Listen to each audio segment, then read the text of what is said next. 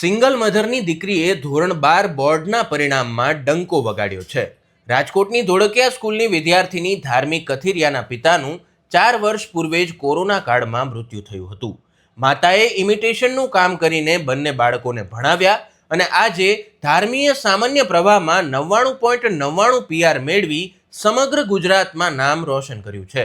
એટલું જ નહીં, એસપીએનસીસી એકાઉન્ટ અને ઓસીમાં તેણીએ 100માંથી 100 ગુણ મેળવ્યા છે.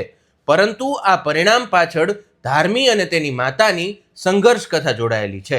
આવો સાંભળીએ. કોરોનામાં અવસાન થયું હતું ને એના ભાઈજી ધ્યાન રાખે છે, એનાથી બાળકો મોટા થાય છે. ખુશી બહુ છે.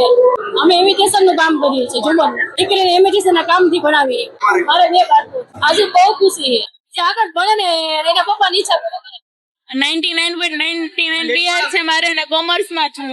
અમને સ્કૂલ વાળાએ સારી મહેનત કરાવી હતી. આજ રોજના 10 થી 12 કલાક તો મેક્સિમમ વાંચતા જઈશું ને સ્કૂલ વાળા તરફથી જ ગાઈડ કરવામાં આવતા હતા મોટા ભાગે તો, અને એ પ્રમાણે જ તૈયારી કરતી. માતા તો હાઉસવાઈફ જ સીધા એક્સપાયર થઈ ગયા છે.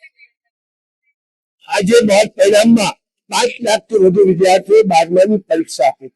તેમાં 6 વિદ્યાર્થી 99.99 અને બોર્ડમાં પહેલા નંબરે તો આવ્યા છે. આ પરિણામો જે આવ્યા છે એ શિક્ષકોની ખૂબ મહેનત, વાલીઓનો વિશ્વાસ, બાળકોની અને અમે બધા 24/7 જે મહેનત કરીએ છીએ એ પરિણામ લાગે. આજે જે રિઝલ્ટ આવ્યું છે એ બાળકોની 2 વર્ષની મહેનતનું પરિણામ છે. એટલે એનો ઉત્સાહ સમાપન નથી. આપ જોઈ શકો છો, બાળકો નાચે છે, કૂદે છે, આનંદ કરે છે અને એ પોતાની જે એચિવમેન્ટ મેળવ્યું છે એની ખુશાલી વ્યક્ત કરે છે. મારું નામ નાગૈયા રુદ્ર કિશોરભાઈ છે. હું ધોરણ 12 સામાન્ય પ્રવાહની અંદર 99.99 PR આવ્યા છે અને મારે કુલ મળી 678 માર્ક્સ થાય છે. અને મારે 3 વિષયમાં 100માંથી 100 છે. અર્થશાસ્ત્ર, આંકડાશાસ્ત્ર અને નામાના મૂળ તત્વો. અને BA છે ઓસી, એની અંદર મારે 98 માર્ક્સ છે. ઇંગ્લિશ ની અંદર 95, ગુજરાતી ની અંદર 92 અને એસપીસીસી ની અંદર 93 માર્ક્સ આવેલા છે. અને મારે ગુજરાત બોર્ડ ની અંદર ક્રોસ રેન્ક આવેલું.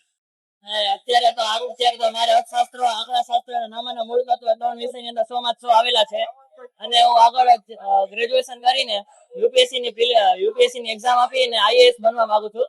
અને મારે એક સિવિલ સર્વન્ટ તરીકે મારા એક ભવિષ્યને જોઉં છું. મારા પપ્પા છે ગવર્મેન્ટ ટીચર છે પ્રાઇમરી સ્કૂલ ની અંદર.